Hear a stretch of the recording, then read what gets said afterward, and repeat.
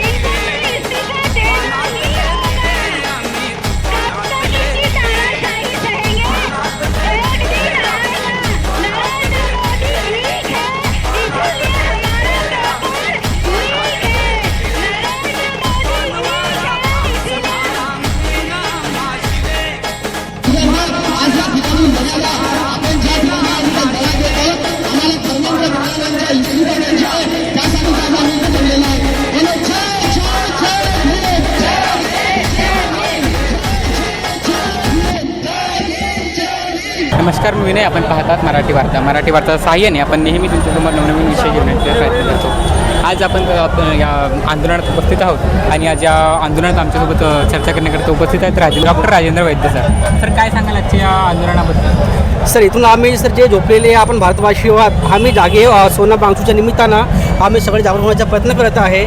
हे जे अग्नीच्या सारखीवर मोदी सरकारची दडपशाही चाललेली आहे, तर त्याच्या विरोधावर जे आपलं भगतसिंगने जे शहादत केलेली होती, जे त्यांची बलिदान केलं होतं, सेम बलिदान आता अंग्रेजा विरुद्ध भगतसिंग अंग्रेजा विरुद्ध सोनम वांगचुक करत आहे.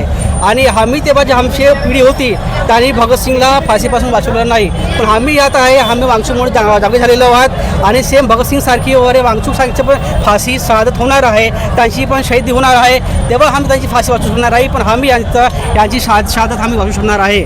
आता आमचे सगळे जे लोक आहेत, आमच्यामध्ये यांच्यामुळे एक जागरूकता निर्माण झालेली की आम्ही पण सरकारला प्रश्न विचारू, आपलं जे देशाबद्दल आपले जे हे आहे कर्तव्य आहे, आम्ही निर्भीडपणे सरकारसमोर मांडू आणि आपल्या जिम्मेदारीचे आम्ही निर्वाहन करू. तुम्ही काय सांगाल CJP-बद्दल?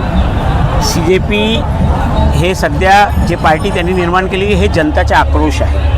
आज तुम्ही बघितलं की गोंदियाचे एवढे मुलं, एक एज्युकेशन करणारे लोक स्वतः कोणाला बोलवण्यात आला नाही, कोणाला सांगण्यात आलं नाही की इथे यायचं आहे, पण हजारोची संख्येने लोक इथे उभं झाले. म्हणून हे खरं आहे की लोकांच्या मनामध्ये एक ज्वलंत एक आग निर्माण झालेली आहे या सरकाराच्या विरोधात. या सरकारने जे केलेलं आहे, दंडुकशाहीचा जे वापर केलेला आहे, आता मला माहीत पडलं की दीपके आणि ते त्यांच्यावर लाठीचार्ज करण्यात आला. अरे मी मोदी सरकारला सांगू इच्छितो की मोदीजी, तुम होश में आ जाओ. 2014मध्ये याच मुलांनी, या लोकांनी तुम्हाला सरकारमध्ये बसवलं होतं आणि हेच मुलं आता तुम्हाला काढून फेकणार आहे. सध्या तुम्ही तयार होऊन जा. आमचे जे अधिकार डॉक्टर बाबासाहेब आंबेडकरांनी आम्हाला दिलेले आहेत, त्या अधिकाराचा वापर आता आमचे मुलं करून राखलेले आहे. आणि तुम्हाला सांगतो की येणाऱ्या काळामध्ये या मोदीजीला, हे आमचे जे मुलं ज्यांनी 2014मध्ये यांना बसवला होता, ते काढून फेकणार आहे. सर, आता मागे 10 वर्षापासून 150च्या वरती पेपर लीक झालेत, याबद्दल काय सांगाल? या सरकाराच्या या विषयाबद्दल एकदम अकार्यक्षम सरकार आहे आणि सरकारांनी आतापर्यंत कोणाचा इस्तीफा घेतला नाही, म्हणजे या सरकारची मनसा काय तुम्ही समजू शकता. धर्मेंद्र प्रधान सारखा नाकारा शिक्षण मंत्री, असा शिक्षण मंत्रीला त्वरित काढून त्याची इस्तीफा घेण्यात यावा अशी आमची मागणी आहे. नाहीतर जर याची ते धर्मेंद्र प्रधान इस्तीफा नाही देत आहे, तर याची जबाबदारी नरेंद्र मोदींनी घ्यावी आणि त्यांनी इस्तीफा द्यावा. तर देशात 54,000पेक्षा सरकारी शाळा सुद्धा बंद झाल्यात, याबद्दल काय सांगाल? या शासनाची इच्छा अशीच आहे की प्रायव्हेटायझेशन करण्यामध्ये या सरकारची इच्छा आहे आणि या प्रायव्हेटायझेशनकडे ते वळत आहे. तर त्या सरकारची इच्छा आहे की जे गव्हर्नमेंट स्कूल आहे ते बंद करण्याची त्यांची भरपूर इच्छा आहे. म्हणून ते लोक एक कट रचून देशाची 94,000 शाळा त्यांनी शासकीय बंद केली आणि ते प्रायव्हेटायझेशनला वाढ देत आहे. आज गोंदिया जिल्ह्यात सर्वात मोठं आंदोलन झालं आहे, याबद्दल तुमची सर्वात पहिली मागणी काय असेल? सर्वात आमची महत्त्वाची मागणी हेच आहे की या देशाचे पंतप्रधानांनी धर्मेंद्र प्रधानाची इस्तिफा घेण्यात यावा. जर ते करू शकत नाही तर त्यांनी आपला इस्तिफा द्यावा अशी आमची मागणी आहे. ठीक आहे सर. आज आमच्यासोबत उपस्थित आहेत निलेश देशभरतात. तर सर काय सांगाल सोनम वांगचुकच्या 3 मागण्यांबद्दल? सोनम वांगचूक साहेबांच्या ज्या 3 मागण्या आहेत, त्यांनी जे या दडपशाही विरोधात जो एक आंदोलन तो उभा केलेला आहे, तर त्यामध्ये प्रमुख जे त्यांच्या 3 मागण्या आहेत, तर प्रथमतः ही आहे की शिक्षणाचं जो बाजारीकरण होत आहे, त्या शिक्षणाच्या बाजारीकरणावरती कुठे कुठेतरी एक दडप आले पाहिजे बुवा म्हणून.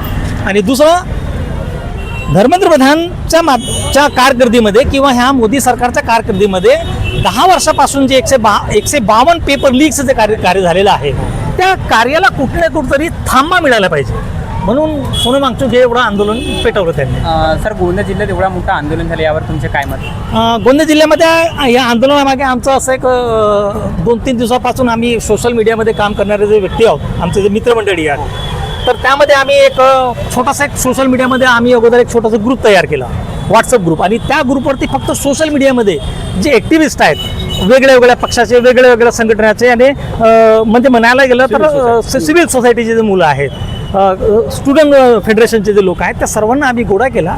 आणि ह्या 2-3 दिवसामध्ये आपण जेव्हा मॉब बघतात, यामध्ये कुठलाही राजकीय हेतू कुणाचाही नाही आहे. हा फक्त सोनम वांगचूक, अभिजित दिपके, नेहा आणि सर्व जे दिल्लीमध्ये बसलेले आहेत जंतरमध्ये, त्या सर्वांना आमचं समर्थन देण्याकरता आम्ही इथं बसलेलो होतो. गोंदिया जिल्ह्यात म्हणजे आता हजारो स्टुडंट इथं होते, तर तुम्हाला काय वाटते की मागण्या ऐकतील? नक्कीच याचा आम्ही पॉझिटिव्हली जर विचार केला, तर मला असं वाटते की आजपासून जो संसदेला जो सुरुवात झालेली आहे, त्यामध्ये मला आत्तापर्यंत असं ऐकायला मिळालं की विपक्षी पार्टी यांनी, म्हणजे जो विपक्ष आहे, त्यांनी ही मागणी उचलून धरलेली आहे. आणि मला वाटते की येणारा जो वेळ असेल, किंवा आज किंवा उद्या म्हणा, किंवा 2-4 दिवसात धर्मेंद्र प्रधानचा जरूर इस्तिफा होईल, हे नक्कीच होणार आहे. आणि सर जर आता या आंदोलन झालेच आहेत, पण जर म्हणजे तुमच्या ऐकले नाही तर तुमच्या समोरचं पाऊल काय आहे? यानंतर जर नाही झालं, तर यापेक्षा आम्ही मोठं आंदोलन पूर्ण जिल्ह्याभर करू. आणि जसं आम्हाला निर्देशनवर जसं मिळेल सोशल ॲक्टिव्हिस्टच्या माध्यमातून, आम्ही तसं सांगू. ये जो बता रहे हैं ना आंदोलन से क्या होता है, आंदोलन से क्या होता है, तो उनको मैं ये बता देना चाहता हूँ कि 47 के पहले पूरे देश में, दुनिया में ये मशहूर था कि अंग्रेज, उनके बारे में ये कहा जाता था कि जिनका सूरज कभी अस्त नहीं होता, जिनका सूरज कभी डूबता नहीं है, ऐसा अंग्रेजों के बारे में कहा जाता था. उन अंग्रेजों को एक 60 साल का आदमी जब लाठी लेकर आगे चला और पूरी जनता जब पीछे चलने लगी और देश में जब जन आंदोलन खड़ा हुआ, तो 1947 में जिनका सूरज कभी अस्त नहीं होता था, ऐसे अंग्रेजों को भी देश छोड़ के भागना पड़ा था कि नहीं? तो आज ये जो देश में जो उबाल है, ये जो असंतोष है, ये जो सरकार के खिलाफ जो रोष है, इससे जो जन आंदोलन और जन भावनाएं जो उद्वेलित हुई हैं, आज अगर सरकार ने इस बात को सुना नहीं, तो निश्चित रूप से वो तो अंग्रेज थे जिनका अस्त नहीं होता था, ये तो संगी हैं जिनको अपनी चड्डी बदलने में ही 89 साल लग गए कि नहीं? तो इनको तो जब जनता जब सड़कों पे उतरेगी ना ताकत से, तो इनको भी घुटने के बल आना पड़ेगा. सर जब भारत मतलब देश स्वतंत्र हुआ, तब की लोकशाही और अब की लोकशाही में आपको क्या फर्क दिखता है? देखिए, जब भारत स्वतंत्र हुआ और उस समय जब लोग संघर्ष कर रहे थे, नेता संघर्ष कर रहे थे, जब स्वतंत्रता के बाद जब नेता आए, तो नेताओं में एक शुचिता थी, एक नैतिकता थी. ये इस प्रकार की बेहूदगी नहीं थी. ठीक है कि नहीं? अरे जब देश स्वतंत्र हुआ और पहली बार जब देश में सत्ता बनी और पहले प्रधानमंत्री, इस देश के पहले प्रधानमंत्री जवाहरलाल नेहरू जब दिल्ली के बगल में एक सभा कर रहे थे, एक गांव में सभा खत्म होने के बाद एक देहाती बुढ़िया जाकर नेहरू जी की आस्तीन पकड़कर, नेहरू जी का गिरेबान पकड़कर पूछती कि बाबू, आपको तो आज़ादी से सत्ता मिल गई, हमको क्या मिला? ये सवाल पूछा था. गिरेबान पकड़कर बुढ़िया ने सवाल पूछा था, बाबू आपको तो आज़ादी मिली, आज़ादी से सत्ता मिल गई, हमको क्या मिला? तो नेहरू जी ने उतनी ही शालीनता से, बड़ी सरलता से जवाब दिया था कि आपको ये हक मिला कि आप प्रधानमंत्री का गिरेबान पकड़कर सवाल पूछ सकती. तो ये राजनीति थी उस समय.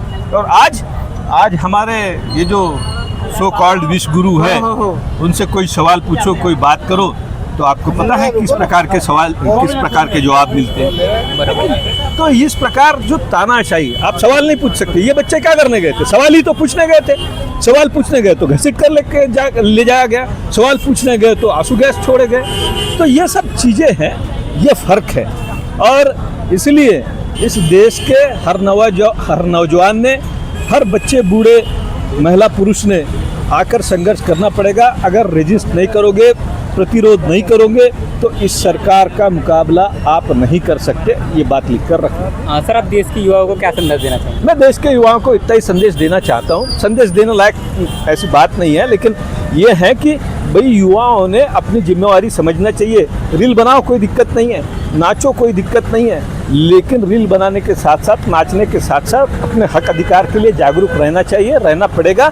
और उसके साथ साथ तुमको संघर्ष भी करना